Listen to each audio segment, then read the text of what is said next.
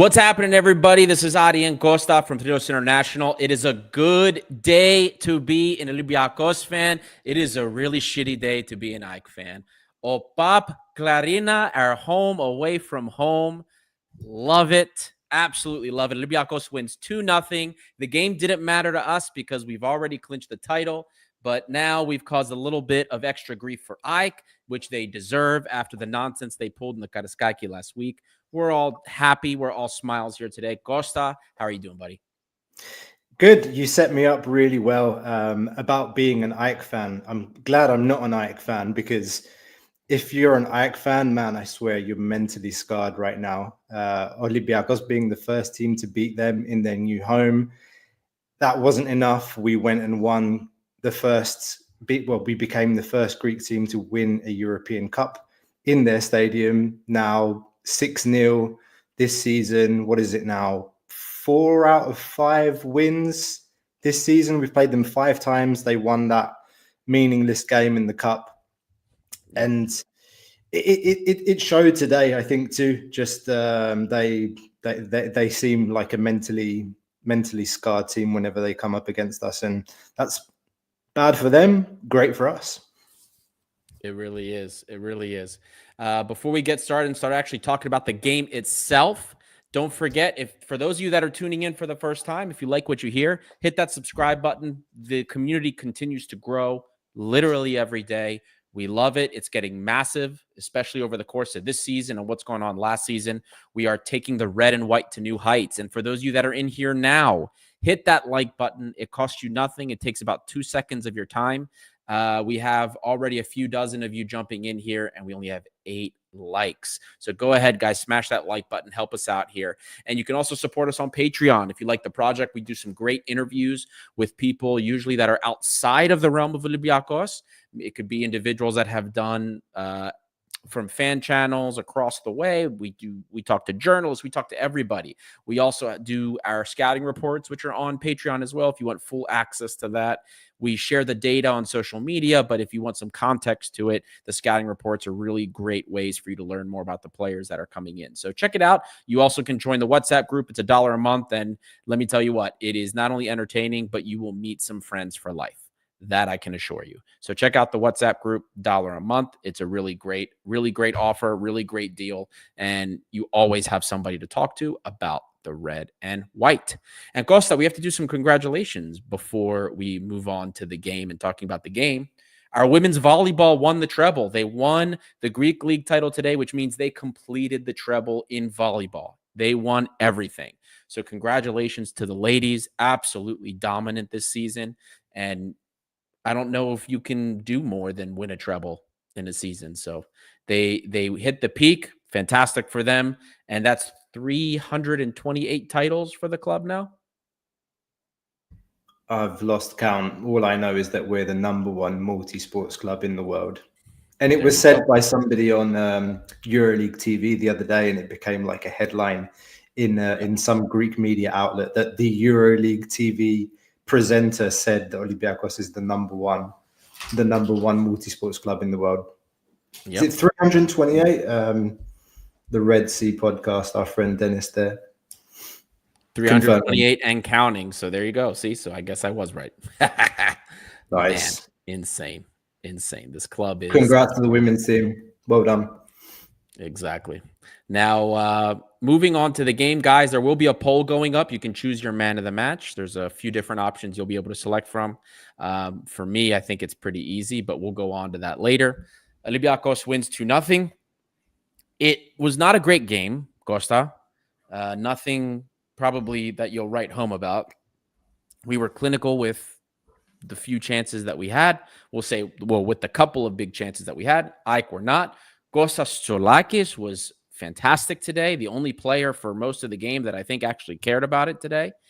From a couple surprises in the lineup, if we want to start there, Velde gets the start along with Markos Stamenic. And despite the fact that both of them were involved in that first goal, I don't really think either one had a good game today. Velde does score. Stamenic is the reason that whole transition started, which led to the goal. But for the rest of the game, neither one of them really did anything. And you understand why we're they're not sticking around this summer because this has been the season. Unfortunate, but I think for Christopher Velde, that goal is little too late. Look, I'm gonna look, if people follow us on our YouTube shorts, if they watch the last vlog that I did at the AEK game, the 1-0 that clinched the title, I went around and I was asking people their early kind of thoughts on MVP, best Greek player, best transfer, Baldo of the year. And okay, I rather perhaps controversially said Velde is my Baldo of the season.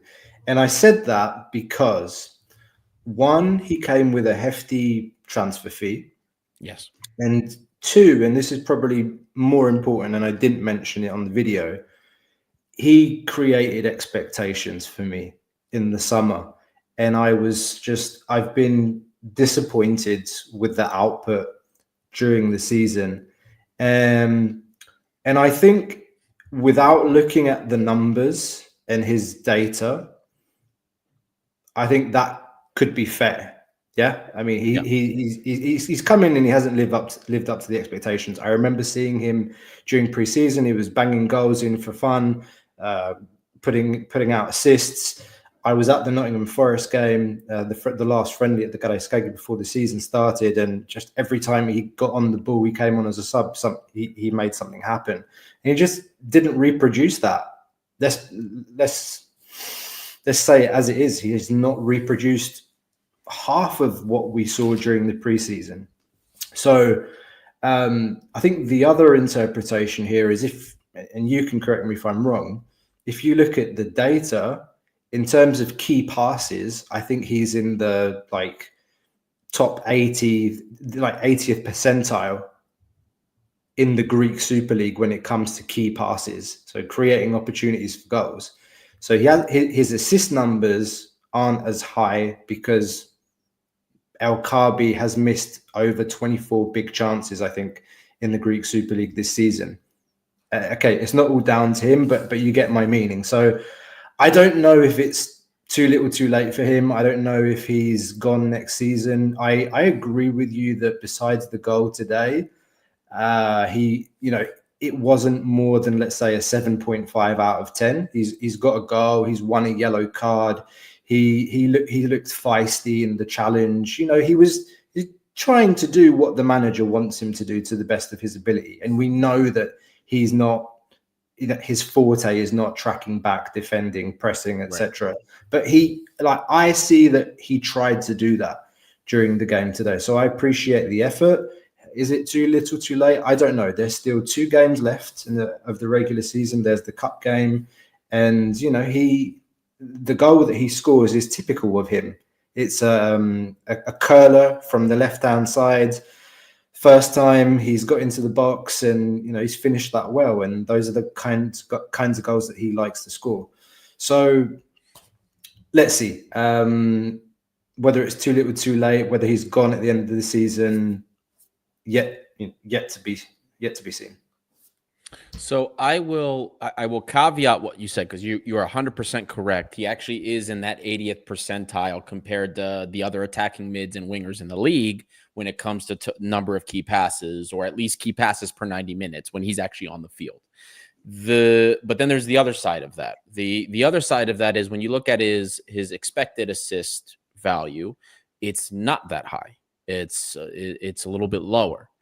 It's in the 60th percentile. And that tells us a couple of things, right? Sure, yes, he's producing a number of key passes, which are passes that lead directly to shots. But if we're looking at the sustainability of those chances, the expected assist value, it's what are the actual, the opportunities he's providing? Are they big scoring chances? Is he providing opportunities that we could actually score from and sustainably score from long term? And the answer to that is maybe not 100%, right? We remember plenty of opportunities he created that his teammates should have scored. There were definitely a handful, and unfortunately that reflects on him because it doesn't show up in the assist column. But at the same time, if we look at his entire performance here, we do see like, okay, well, maybe some of these chances weren't really that great. They were crosses, maybe they were in the wrong angle. And at the same time, we also saw that we know Christopher Velde is a little bit more direct. He wants to get the ball in, cut inside, take a shot from that sweet spot where he scored from today. That's his spot. And Mendilibar, from what we've seen this year, that's not what he wants from his wingers. He wants the wingers to sit on the touch lines. He cares about the press first. We know that, and he wants a lot of crosses. That's just the fact of the matter. You have players like Gelson who are a little bit more creative, that maybe they kind of work a little bit outside the bounds of what Mendy wants, but he accepts it because of the work that they do. Gelson does plenty of work on the press as well. He's probably the most productive winger we have on this team. He presses. He's creative. He can dribble himself out of trouble. Velde is not. He gets by some players 1v1 here and there, but not in the same way Gelson does. Gelson can get himself in and out of trouble, 1, 2, 3 players. Velde can't. He'll beat some players one-on-one down the line. That's about it. He wants to take shots. He hasn't been super accurate this season, and he's not afforded a lot of opportunities to do so. And in Greece, with the lower blocks, he doesn't get as much space as he did in Poland in a lot of these transitions. So a lot of things work against Velde. And for the scouting report that's coming out as well, I go into these differences about why Velde maybe failed and why we didn't see the best of him versus what we saw in Poland and versus what a player like Remy Cabella can offer this team. So my personal opinion is today does nothing for Velde, even though I was happy that he scored. I just don't think this player with this coach, I thought he could fix it. Like I knew he would struggle at one point, and I thought he could adapt and transition. But we saw that a little bit at one point in the season for like 2 months, December, January, and then he kind of went back to just what we saw before that. So I don't think under this coach we will get anything from Velde, unfortunately. I was surprised to see him in the starting lineup. You and me both. Surprised to see Stamenic as well, and both of them were protagonists in the game. Yeah. I have to say about Stamenic, I remember the deep dive you did at the beginning of the season.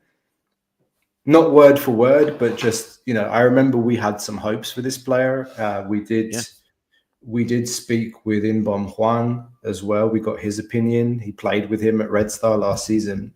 Yep. I remember glowing recommendation from him, by the way. Yeah, no, I remember him telling us basically like very good player, need to be a bit patient with him. And I was just, okay, first of all, players coming in on a loan from Forest, so we know he's going to be here max 1 season from the get-go. And then he goes into preseason, gets injured, basically misses all of preseason. And I do wonder in the back of my mind how different it could be if he was available throughout the preseason and he was able to, have that time during the summer, which is, for me, the most critical part of the season. It's when you're building your team. It's when you gel everything, or you try and gel everything together. And he missed all of that. And I do wonder sometimes how much more he could have contributed. In the grand scheme of things, it doesn't really matter. Like we've won the league. I don't think he could have changed anything in the Bodo Glimt game. The Glimt game was down to, El Kabi being unfit, Kostulas being out the second game, Retsos being out, not because of our situation in midfield.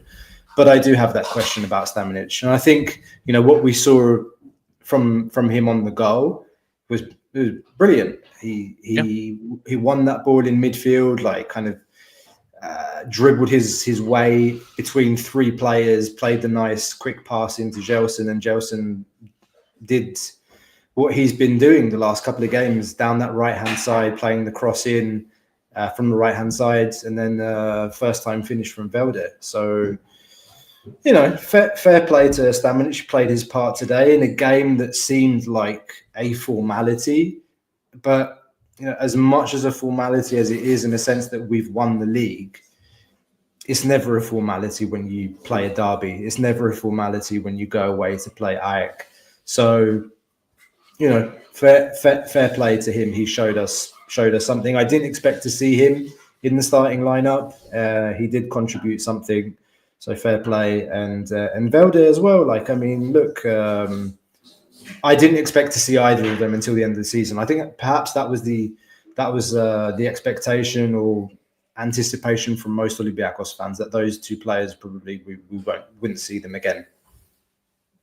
Yeah, you talked about Veld being your Bartol, your flop of the season. For me, it's Stamenic, because of the players we brought in.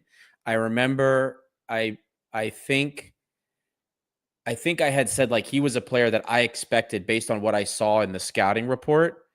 When I watched the film, like he just seemed so many of the players that we had come in over the summer, he just seemed, for me, I was like, man, he seemed like I thought he was going to be a slam dunk. I gave him 2 thumbs up.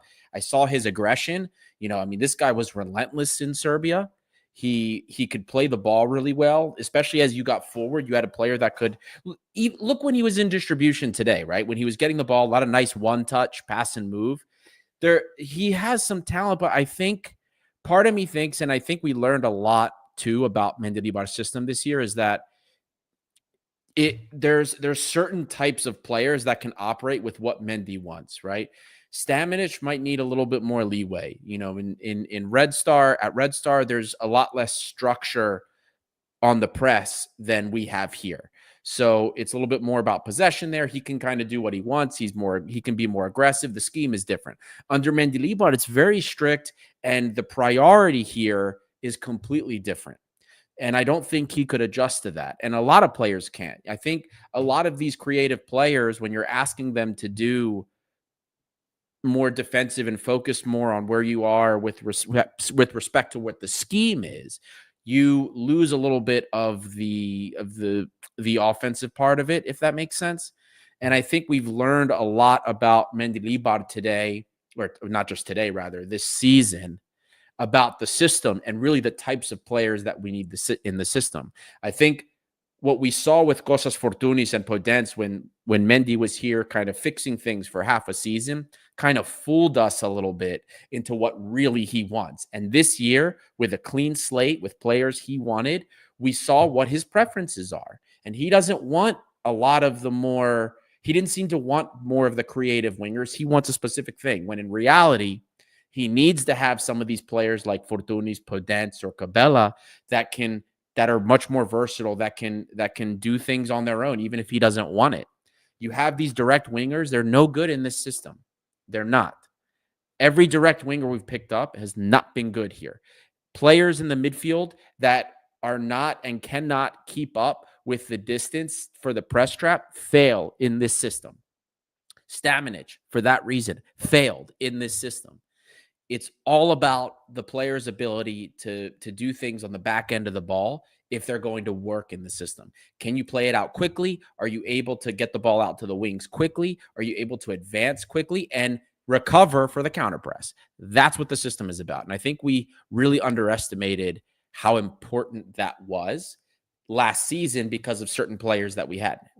We got a full season of it now without that creativity, without those players. And we got to see really what Mendy wants, building this more from scratch.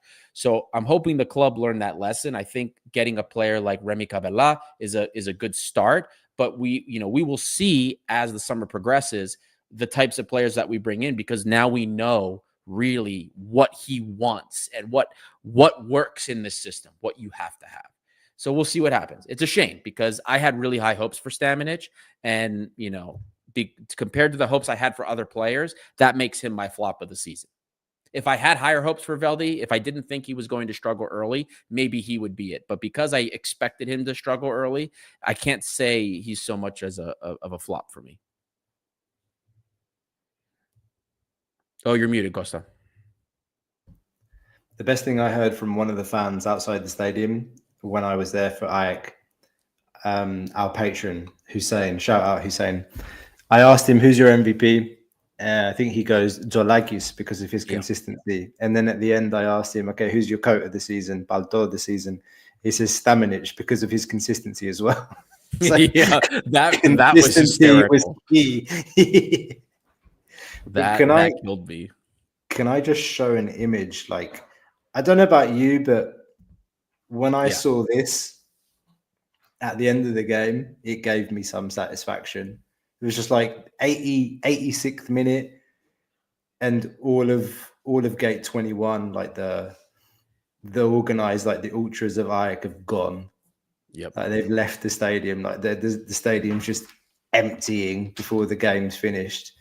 That was quite satisfying. I just wanted to pop that picture up there for everybody to see. And I always enjoy these. It's like, Yeah. They never get old, man. It never gets old. You know, especially because of like how difficult things were with Ike for about a season and a half, 2 seasons almost, you know, before Mendilibar came. Now they're back to the Pelatas that we're used to them being. exactly. So it's Order restored. nice. Exactly. Order has been restored. And at this point, too, like there's only 2 games left. They won't have Europe.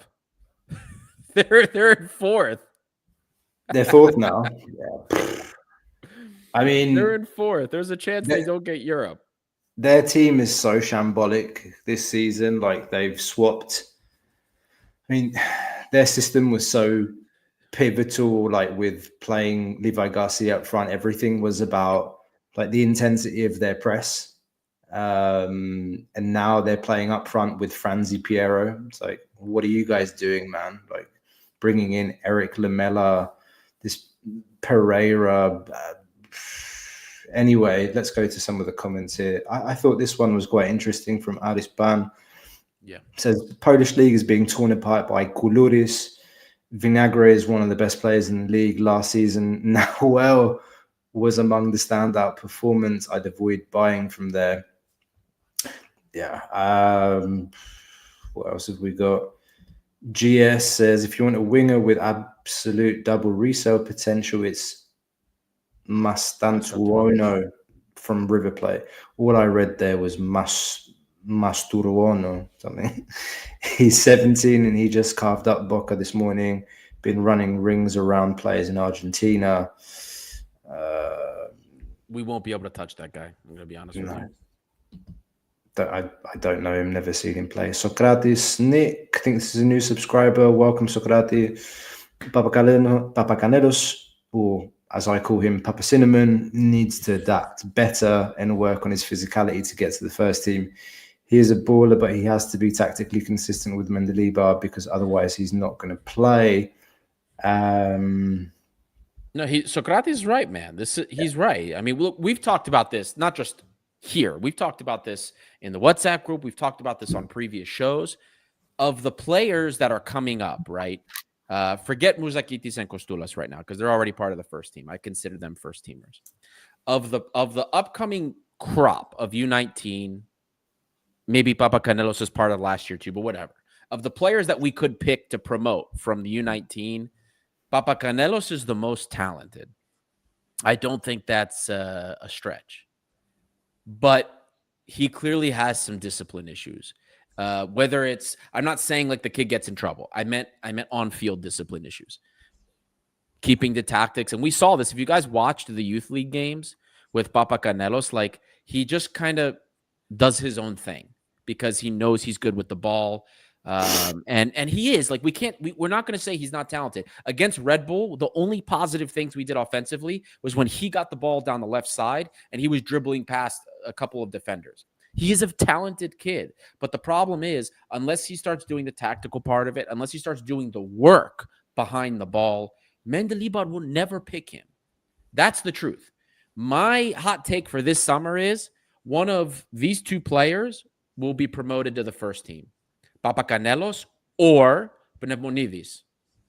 It's going to be one of those 2. Papakanellos is a more talented player, we'll say, with the ball at his feet than Pnevmonidis is. But you know what Pnevmonidis has that Papakanellos does not have? He works his ass off. He's very efficient, super effective both on and off the ball. His game is more complete in that respect. Papakanellos' ceiling is higher. But until he figures the other part of it out, he will be useless to any coach if he doesn't do the other part of it. And that's the sad thing. But 100% correct. Socrates' comment there about Papakanellos. I have high hopes for him. I think he can do it.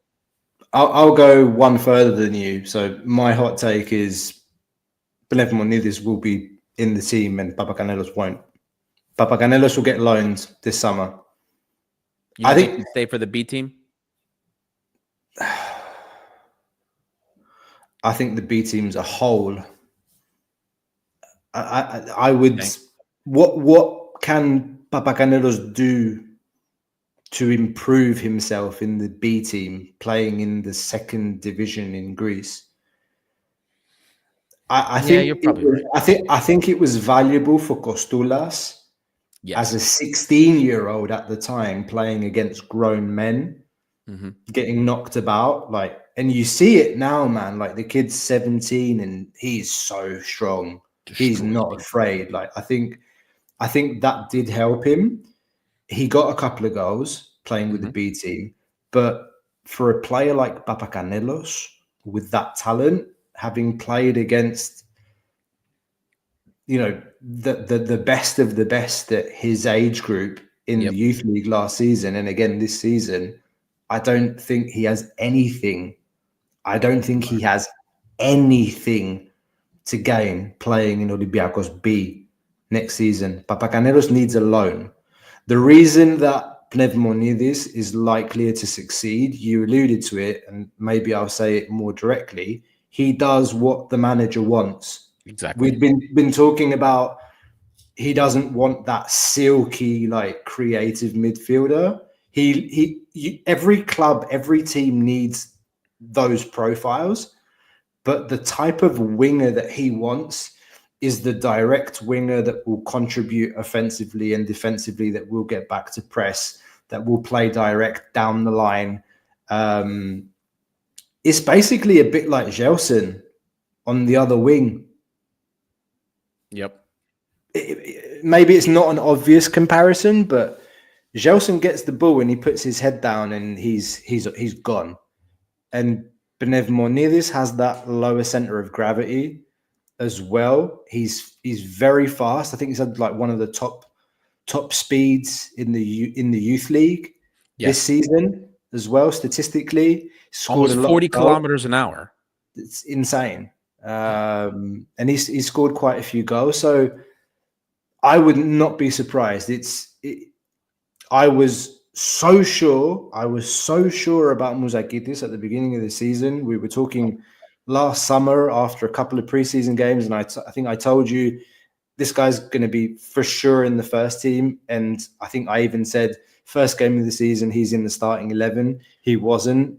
It took a few more games, but that's how I feel a bit about Pnevmonidis as well. Depends, of course, on what kind of signings we make. Olympiacos summers are always unpredictable in terms of transfers. Would like to see more of a plan, and there are things happening which we can talk about later on in the show, Remy Cabella and whatnot. But yeah, to end on that Pnevmonidis Papakanellos discussion, not be surprised at all, and I do expect that Pnevmonidis will be with the first team next season, and Papakanellos will be on a loan. And for anybody that missed it, there's 3 players from the U19s. Forget Papakanellos. He's technically, I guess, they consider part of last season. I know he'll be in preseason training, but there's 2 other players from the U19 besides Pnevmonidis that will most likely get called up. It's one of both midfielders, actually. One is Argyris Liatsikoras, who scored 2 goals the other day, has been very good box to box for the U19s. And then Socrates mentioned it right here. Paris Plionis is another one. That's both of those players could be called up as well. All of those are very, very talented kids. So hopefully we'll see what happens with those. Do we own Heze, or is he 50-50? No, I think we paid everything we needed to pay to have him 100%.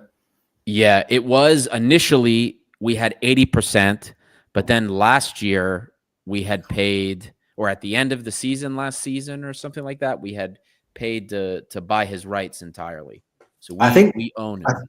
Costas Karapapas told us about that on Yeah. the interview that we did with him. His was a Because we were mess, man. His transfer was a mess. yeah, because we were talking about how complicated like transfers are in Argentina, and we started talking about this, and it's like we had to pay the club, we had to pay the players' agents, we had to pay the family, and then there were other members of the family that were trying to get in on the deal, and all of this weird business that happens in Argentina and South America. Yep. So that was a mess, but we own Jose 100%, as far as I'm aware. Ortega, we still have a 15%. There's still a 15% sell on with Velez, or I think it's with Velez, either Velez or the agent. One of them has 15%. That's all I know about. But Jose, I'm pretty sure we own 100% now. I think we strayed a little bit from the game chat. Do you want to get back onto the game or continue with the comments? You're muted again, buddy. Yeah, what else is there to say about the game? I mean, we're not going to see Carmo probably again in an Olympiacos shirt because of that suspension. Well, the cup. He could play in the Greek Cup. Do you think he's going to break the partnership in the cup, No, especially if he doesn't? I mean, especially if Carmo's suspension doesn't get reduced because it's gone to appeal. Yeah. Then that game against AEK, the 1-0 might have been the last time we've seen him. But Pirola Retsos partnership looks to be something that's setting up nicely for next season.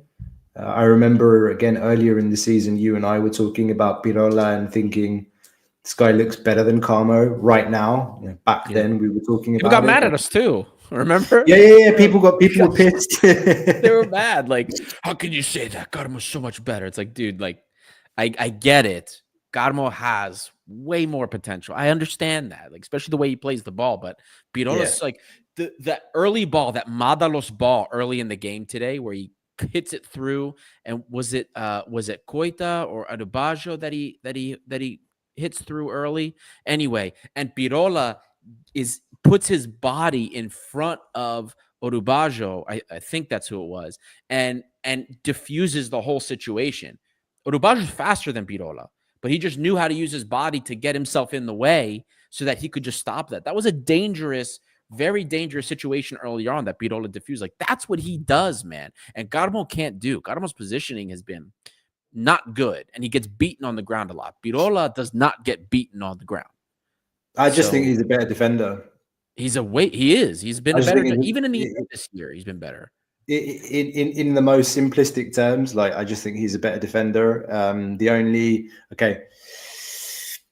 I can't forget like Carmo's performance in the final last season. He was just absolutely unbeatable, towering presence in the air, and then of course just his presence overall at the back was insane in the run to winning the Conference League, and his ball playing ability, like you mentioned. Like, how many times have we seen this season him get the ball in a position just a little bit left of where he sits defending and played a long ball over the top into the winger, and that's essentially been a pass to assist. How many times have we seen that from him? All those 35 yard switches that he makes from one side to the other. Yeah, that's something that Pirola can't do as easily as Carmo, and that's we've got Retsos in his ball playing. His ball playing ability is really, really good. I know that there's Socrates in here mentioning possibility that he comes back next season on loan if Forest don't get Champions League. I don't know he wants that, but anyway. Yeah, agreed. Like, incredible player. I don't think he's lived up to the hype that was made in the summer about bringing him back, but he's played a role nonetheless. Like, he's a top centre back for the. Even though sometimes, even in Greece, I was about to say for Greece, but even in Greece, he's been exposed against some of the lower oppositions. Yeah, he definitely has. That's for sure. There was a comment about somebody was asking about Pep Biel's buyout. Did you want this one? Yeah. Konstantin Yordasis was asking about that. So it's 3 million is the buyout. I think in the end we were essentially making back the reported Basically. fee, which was 6 million. Well, technically, after depreciation, after we've amortized, you get positive book value from this if it's 3 million, if we're being honest. But that's it's an option though. It's not an obligation. It's an option. So the reason that Christ Almighty, that Charlotte didn't buy him before, you only get 3 designated player tags in the MLS. They wanted to use their tag for other players, and they didn't want to use it on BL. So they brought him on loan. Maybe they use it next season. We'll find out. But they didn't want to use their designated player tag. In the MLS, you're not allowed to make like transfers. You can't buy players. Everything's through the draft, trading, things like that. But in order to compete in foreign markets, the MLS allows every team to purchase up to 3 players. So they can go outside of the salary cap rules to purchase and pay for 3 specific players. So that's how it works. And right now, they up until now, at least, Charlotte didn't want to use up their tag on BL. But I think after the season he's had for them so far, I feel like they would want to do that. So, but anyway, just to answer that question.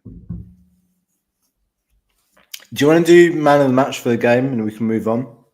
Yeah, sure. Not at all. You want to go first? I'll go first. It's up to you. What do you want? No, you go. It's easy for me. Go. Zoulakis is my man of the match, man. Like this game, we would have been down. I should have equalized. He had some crazy saves, great reflexes. The toe poke save at the beginning. There was he almost went full stretch. Whose shot was that? Madalos' shot from distance or Lamela? Goes block. I mean, he was the only player for most of this match today, especially the first half, that I thought gave a shit about today. He was the only one for so long that I thought, man, this guy actually wants to win this game. And he showed me that today. So because of him, this would have been a draw. It would have been 1-1 at halftime. I'm sure of it, if it wasn't for his effort. So Zoulakis for me is my man of the match. Coach's grade. I didn't necessarily think the Suprises were that terrible. I would have preferred to see some of the younger kids. I don't think it could have gotten that much worse in terms of the effort level. But, Stamenic ends up getting a goal. So does Velde. So he gets the win. So there's only so much I can complain, really, even if I did think that things weren't necessarily going our way for so long. It is what it is. So I give him a B. We agree. Yeah, Zoulakis was my man of the match as well. I think besides the clean sheet, the game could have been quite different. Like, that save he makes in the 10th minute on Lamela with the toe poke that you mentioned, that's a crazy save, man. That's really top world-class save, instinctive, but also just great positioning and awareness and everything, positioning, anticipation, the way he's put his body, made himself big. Fantastic. So he's man of the match. He made some big saves during the game. Yeah, game could have been very different. We were not good. We were not good. We were just, like you said right at the beginning, we were just clinical. We had essentially 2 chances that were valid. There were a couple where like El Kabi was offside. There was the El Kabi opportunity that he squandered when he's pressed on Brignoli and he's got almost an open goal in front of him and he's missed the target. But that's going to be an interesting one when we get to the awards at the end of the season in terms of MVP, because there are some. I think it's a 3-horse race. I do too. It's between Rodinei, Zoulakis, and the third one, Kostoulas. El Kabi's also a shout. The guy's 30 goal contributions, man, like carried us through Europa League. Come on. Yeah. He's a shout. Even if he was injured for like almost half a season. He missed a critical part of the season. Yeah. And that's the unfortunate part. Europe, I don't want to think about it in terms of what could have been if he was around, if he was fit for the Glimt game. I mean, it pains me. I'm just trying not to go there. I honestly think if Kostoulas and El Kabi were fit, we overturn that. We go through. You know, I mean, we were already there. If Rodinei makes the penalty, momentum's our way. We do it, man. Miss the penalty, wind gets kind of taken out of the sails. We score a goal, but still, man, it's. I think we were that close, but anyway, it is what it is. All right, so that kind of does it with the game. Oh, the chat, by the way, so the poll that's up now, the chat is in agreement with us. We have 65% for Chouzouris, and then runner-up is Yaremchuk with 26%. So everybody seems to be on the same wavelength there regarding Chouzouris. So can I ask you, do you think this guy's going to be around next season? I hope so. I think at this point he deserves it. I think not only does he deserve it, but I think he wants to be here next season. I hope so. Right? I wouldn't touch our front three right now as it is. No. Like, we can discuss if a big money offer comes in for Okabi. I don't know what his contract situation is. I have to be honest. If he signed 1+1 last summer, or if he signed a closed 2-year contract. Yeah, because when he signed, they said something similar. So yeah. I'm not ruling out any funny business with regards to El Kabi over like this summer. But you know, if you're asking me, I'm more than happy with what we have, man. Like El Kabi, are you kidding me? And then the way that Yaremchuk's just turned it around this season, I always had a good feeling about him since the summer, again, when you and I were talking just after we'd signed him. Boy, I mean, mate, it's 6 goals against AEK and Pnevmonidis, more than 10 goal contributions in very, very limited minutes this season. You know, I was joking quite a few times about the fact that, you know, he'd get his 7 minutes at the end of the game as a sub. He'd still come on and like maybe score a goal. But I'm chuffed for him, and just the finish today was emphatic. Yeah. Just like boom, left foot into the roof of the net. And just wonderful to see him getting on the score sheet again. And his comments after the game as well, you know, I can't remember the direct quote. I'm going to try and find it. But it goes to show that we have this conversation with Marshall and with others in the Patreon group quite often about who's a better second striker, Hassan under Martins or Yaremchuk under Mendilibar. And generally, for some reason, the discussion always kind of swings to Hassan. I mean, the guy, how many important goals did he score as a super sub? But now this guy, is that changing anytime soon? Like that discussion?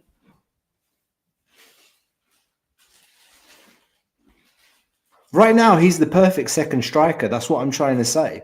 He's he's not sitting on the bench moody or like pissed off or like, no, I should be the starter. He's like, he says constantly in his comments, I'm here, like I'm loving life at the club. I love being here. I like playing under this manager, whether I play 1 minute, 5 minutes, 7 minutes, 90 minutes, like I do my thing. And you know, that's yes, he's on a fairly big contract, but man, I want to see him here next season. And I was having a conversation with my dad, and my dad was saying, El Kabi better watch out next season. Maybe he's pushing it a bit too far, but I want Roman to be around next season. Yeah. I'm with you, man. I think he's a different look than El Kabi. I mean, you always see when he's on the field. I think Roman is a little bit more useful in build up. So I like personally, especially with Mendilibar, I like having different looks for players so that if something's not going right, you have somebody that can change it up a tad for you. And he's turned it on, man. Things that not just for him, but for the team, opportunities we would miss and not score when we should have scored. It's finally leaning back the other direction now, and we're finally scoring those opportunities. And I'm glad it's working out in particular for Yaremchuk. I want him to stick around, man. We still need, I think, depending on how we use Kostoulas, maybe a third striker just to have in the off chance. But I wouldn't change it either. I wouldn't change what we've got. Hopefully Kostoulas can do a little bit more when he's used as a 9 in those scenarios. But I really like the options that we have. I really believe that this team just needs like a couple of really good wingers that fit Mendy's system, like that will do the work and then can be more like Gelson, for example. If we can add like 2 more Gelsons on this team, I think we're gravy. Decent 8. 2 really good wingers. If Carmo doesn't come back, a good center back, and man, I think this is a Champions League team. I mean, that's let's not use up all the content for this summer. We're going to be spending a lot of time around that kind of discussion. For sure. Let me just bring up some of the comments here. So a lot of people saying it reminds me of Jovetic. Probably not so much in terms of style, but definitely in terms of the way that he comes into a game, gets the goals. GS, a good physical presence in the box, probably the best trait he gives us. Dennis says this season's Jovetic just seems way more connected with the club than Jove was. True. And Jovetic, of course, openly left because he wanted more minutes. What else have we got? More comments here. He deserves so much to be around today, he said as well, that he can score against big clubs, which is crucial. So the direct quote at the end was, "I give my heart for Olympiacos." Was a direct quote. So I love that, man. Yeah.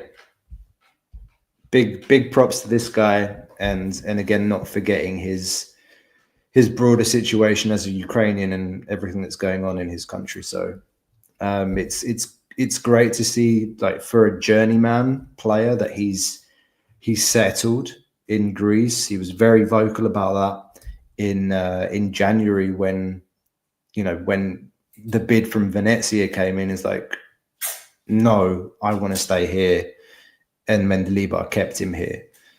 All of this talking for me, the talk in January about him versus Betancourt was frustrating. Yeah. Please, like, with all due respect, yeah, okay, the guy Betancourt has scored a lot of goals. Was it top goal scorer in the regular season, but okay, that's playing for a small club. And in Cyprus, when he was there, he was playing for one of the bigger clubs there. And okay, mate, I mean, again, I have not spent a lot of time watching Betancourt, but I did have a lot of my friends from Cyprus message me and saying, "You guys are going for Betancourt? Like, why?" So is Betancourt going to come in the summer and be the extra striker that you talked about, Ari? Is that what he wants? Would he be happy to be third option, essentially? Fine by me, but okay. That's another one that I saw, and I was like, I see some traits that are similar to El Kabi, but realistically, I don't know, man. I don't know. We'll find out what happens when he, I have a feel. I don't think this guy's wearing the jersey. I don't think he's ever putting the jersey on in a competitive competition. That's how I see it. This is an interesting comment about Yaremchuk, I suppose. Not needing another striker. If anything, spend the money in midfield. And this is maybe my biggest thing. I don't think our biggest need this summer is a winger. Like a lot of people, like, oh, we need wingers, we need wingers, we need wingers. We need a bloody player that can come in and be an Ibora type player next to Mouzakitis. I don't mean Ibora type player in the sense of his player archetype, but like you need almost a world-class midfielder. You need a top midfielder with experience at a good age, and stick him next to Mouzakitis. Yeah, and just unleash him. And I don't know who that is, but if I'm in Olympiacos' scouting team this summer, that's what I'm trying to find. It's like, who is the central midfielder that can play next to Mouzakitis and make him better and improve him and let him do what he's good at on the pitch? I don't really agree with all of this negativity around Mouzakitis defensively. I acknowledge that the guy is a small build, but if you see him on the pitch, he's a bloody pit bull. As much as he can be with that frame that he has. Yes, he's somewhat of a liability in the air, but he's not as short as people think. He's actually like he's 178, 180. He's not very short. Okay. He's like an average height for a Greek. And his body's going to change. But anyway, he can do a defense. He does stick to his defensive duties, but you need that proper midfielder next to him. Don't know what's going to happen with Heze. We could play a 3-man midfield with Heze, Mouzakitis, and that other player. But that other player that can play with Mouzakitis in a formation with 2 central midfielders, or in a formation with 3 central midfielders and 1 holding man, that's the guy. That's the guy that we're looking for this summer. We're not going to... Mendy doesn't do 3 midfielders. But he did it last season. When did we have 3 midfielders? Ibora, Chiquinho, Heze. Yeah, but Chiquinho was playing... That was when Chiquinho was playing and he was playing box to box, but he was still in that 10-ish role. Yeah, but it's the same thing. He wasn't playing as far forward as he is this season. Yeah, but it was much league. In the games that we were playing in Conference League, we were always on the back foot. So of course Chiquinho was playing a little bit deeper, but that was the flow of the game. That's not because we were playing with like a 3-man. That's never been. I mean, he's never played that way. Yeah, but he played with 2 attacking midfielders as his wingers.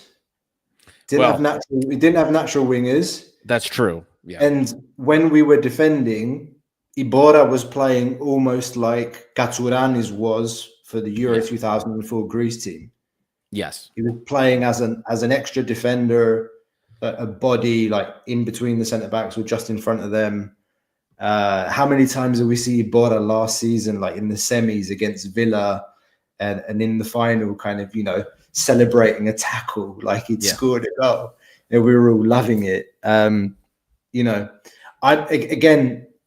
not saying that's the archetype that we need necessarily, but there's been too much chopping and changing in midfield this season. All right, let me ask you, who's going to play centre midfield in the final against Offi? Who's the starters? Who are the starters in the final? Who should it be, or who will it be? Who's it going to be? Because of Offi, I would do Mouzakitis and Heze, but he's going to play Danny Garcia. So you that's what I'm saying. Like, Mouzakitis is the player that the club needs to put on the what's the expression? I think Mouzakitis will start against Offi, man. I think it'll be Mouzakitis and Danny. I'm saying also, like, from a strategic point of view, that's the player that you want to put front and center in the vitrina, so to speak. Yeah. But who's the player that plays best that fits him best. We thought earlier in the season that it was Heze. Mm-hmm. And there was, a lot of talk in the media and Heze going out saying, "Oh, I like playing with Mouzakitis, blah, blah, blah, blah." We saw Mouzakitis play with Danny Garcia later on in the season, February, March, April. So you need to find that one where you're like, all right, my centre-back partnership is Retsos Pirola. My two central midfielders are Mouzakitis, and that's my point. That's my point. I agree with you, man. I agree with you. I finally found the data, by the way, for the people talking about Mouzakitis. So Mouzakitis was ranked via the CIES, the Data Observatory for Football. He's the top 10, one of the top 10 players under 20 years old in defensive duel wins overall. Number 10, actually, overall. And this is... Say that again. Say that again. I didn't hear it. Mouzakitis is the 10th best in the world defensive duel winner under 20 years old. The best. The 10th best. The 10th so he's best. Top 10 in the world. Under certain age. Under 20. Under 20. So top 10 in the world. That proves my point. Yes. Earlier. Thank you. So he's actually very much improved in this as the season's worn on. So I think, I'm hoping that continues into next season. But no, I agree with you 100% regarding like getting that top-notch midfielder that can be next to him, because I think while everyone knows how much I like Heze and how much I value what he does, especially in the press and the trap, there's no way you can rely on that guy for the whole season in Champions League. It's too much. And Danny Garcia in European matches was very good for us. Danny Garcia and Heze together, they both did well together, because the problem is Heze is very weird. And I've explained this over the course of the season, but Heze is not a 6, but he's not exactly like a more creative 8 either, right? Like, this guy can't give you anything downfield. Heze's not picking those balls like Madi used to do for us on occasion, like through balls, like long through balls, cutting defensive lines for you. He doesn't do that. This guy wins the ball. This guy will win the ball. He's very good at anticipating and then distributing, but he's not a dog. Heze is not going to go into, he's not a Gattuso. He's not like going to run into somebody. You know what I mean? Not even like Guilherme did. Like, he doesn't have that, what's the word I'm looking for? That's just not his R. That's not his mentality, right? So he's not really a 6. And at the same time, he's not a guy that's going to really help you transition things forward like you would want. Danny Garcia is a lot more of the guy that's, okay, he's the only person on this team that can play the 6, quote unquote. The closest thing that we have. We need somebody else. We need somebody else that can do that. We actually, Hussein, I think, said it already, but we need another Guilherme. If you want that guy that's going to unlock Mouzakitis, you need a Guilherme. Somebody who's feisty, somebody who's a dog on the pitch as well, who's not afraid to do that defensive work, can switch the ball easily, can still play the ball, and give Mouzakitis the freedom to do what he's best at, which is get the ball, move it forward, and see what goes on between the lines. Mouzakitis is our most creative center midfielder, our deeper center midfielder, clear as day. So if you want to unlock that, we need to find that modern 6 to put next to him. Somebody that can give him the freedom to be creative while they do the work and while they lay the press trap. Maybe you use Heze and that guy in Champions League when you know you're going to be absorbing a lot of pressure, and against teams that are going to be sitting deep on you, you use Mouzakitis. I don't know. But I agree with you there. We need to find somebody, a top-notch midfielder. That's what we're looking for, 100%. I think this is a good segue from Socrates here. I think Chouzouris is coming back. Yeah, I do see some comments as well about Anguissa, Napoli, DMC, like central midfielder. He was mentioned on one of the videos that Martial did. Yeah, about like 5-6 potential transfer targets for Olympiacos this summer. Go and check out that video. on the channel if you haven't already. So Anguissa was mentioned, but I've seen that he does have a +1 with Napoli, and Napoli are like they do want to trigger that. So some people saying that Fener want him as well. But going back to this, I don't think Fortounis is coming back, mate. He's not coming back, dude. He's and done. Also, we're about to sign Remy Cabella from Lille on a free. So, there are questions starting to pop up in my mind about Andre Orta, for example, as well. And I know that they do slightly different things on the pitch, Andre Orta and Remy Cabella. But just the Fortuny stuff, guys, please try and I know there's we're all kind of romantics at heart with the club. I don't know if Fortunis comes back for retirement when he's maybe in a year's time. He's got like a 2-year contract out there. I don't know, but I don't see the only one I could see maybe happening is the third go around of Podence. Us getting Champions League, he's the one that would be more likely, in my opinion, to come back. But Fortounis, there's no way, man. Fortounis has lived not just a cycle with Olympiacos. Fortounis has lived multiple cycles at Olympiacos. If you get my meaning with that, right? He's been here, so he was here for so long. Yeah. There's nothing he hasn't obtained. Danny's never won a title here. Maybe with Mendy, the project, and now Champions League, maybe that entices him to come back. I could see him being that. And this isn't, I'm not saying, I don't know anything special before anybody freaks out about it. I'm just saying that if one of the two were more likely to come back in the current context, I think it would be Daniel Podence. Not that he is, but he's the one that I would expect, not Fortounis. Fortounis is done. Arispan has it right here. He might return to Tricala. I like that. Tricala. Yeah. So I don't know, but that's I'm not. Libon, 27. Only 30 likes, ladies and gentlemen. 185 people watching right now. Hit that like button if you haven't done so already, guys. Support the channel. The more likes we get, more interactions we get, the more YouTube boosts our algorithm, helps us to find more Olympiacos fans around the world, helps us to keep growing that red and white community internationally. So subscribe, hit the bell, more content coming from Thrillos International. Before we end, let's talk a little bit about Remy Cabella, because that's been the big thing pretty much all week besides basketball, which was hella fun. Last week, we made it 2-0 against Real Madrid.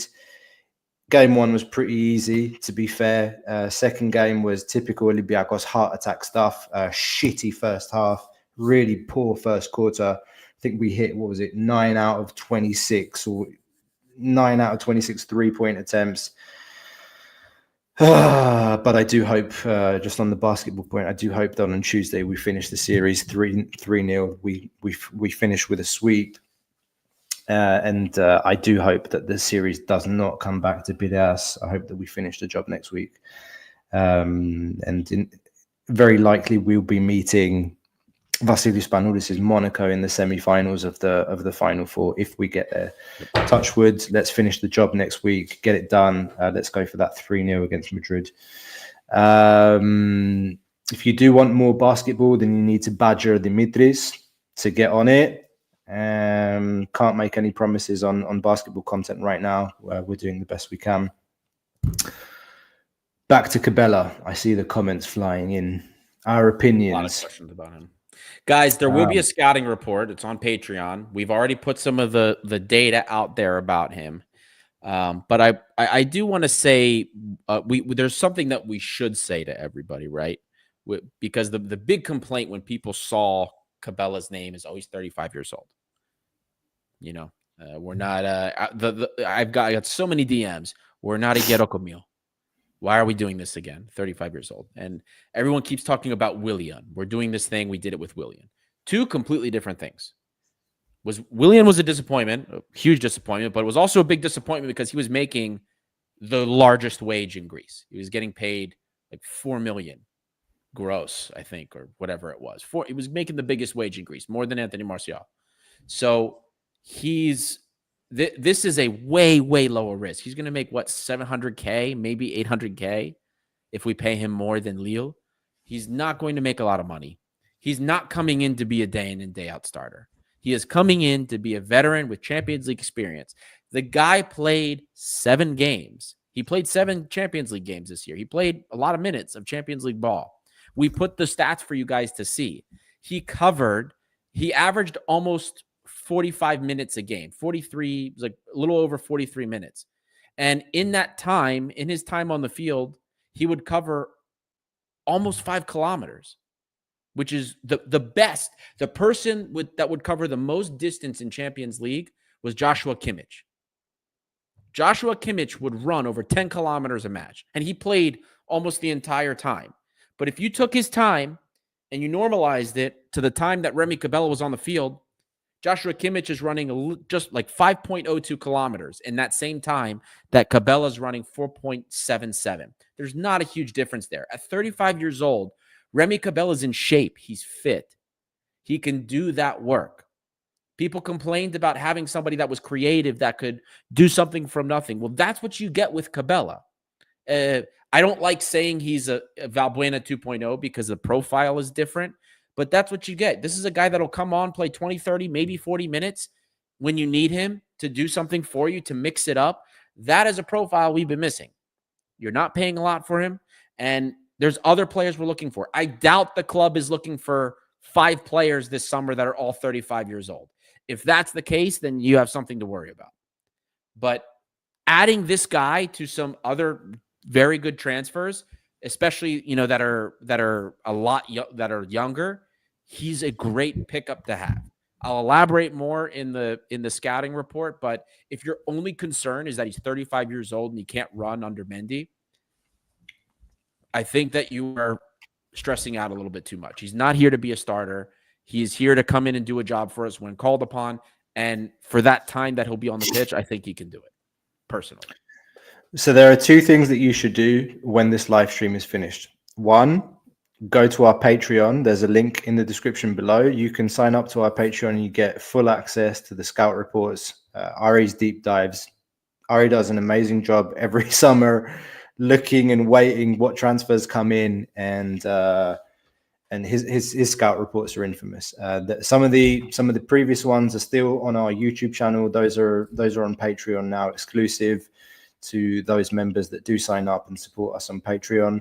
So go and check that out. There are different packages for Patreon. So again, guys, if you're watching live, if you're on Twitter, if you're on YouTube, whatever channel you're watching us from, please take just 10 seconds, hit the link in the description and check out our Patreon and go and check that out so you can get access to the deep dives and more.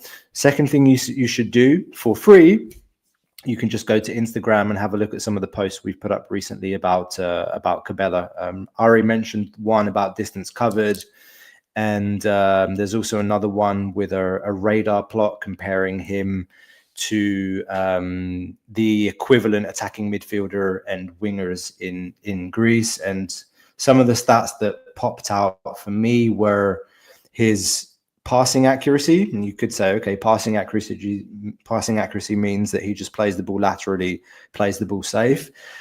His passing accuracy is almost as high as his progressive passes are. So that's balls going forward. And then adding on top of that, he's one of the highest progressive carriers, and this is in the French league. Yep. So he's one of the top in terms of passing accuracy, progressive passing, and progressive carries in the French league.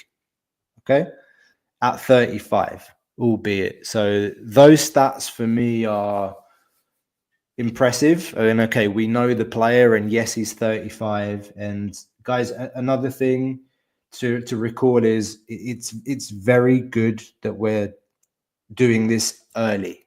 so that when preseason training starts, he's there.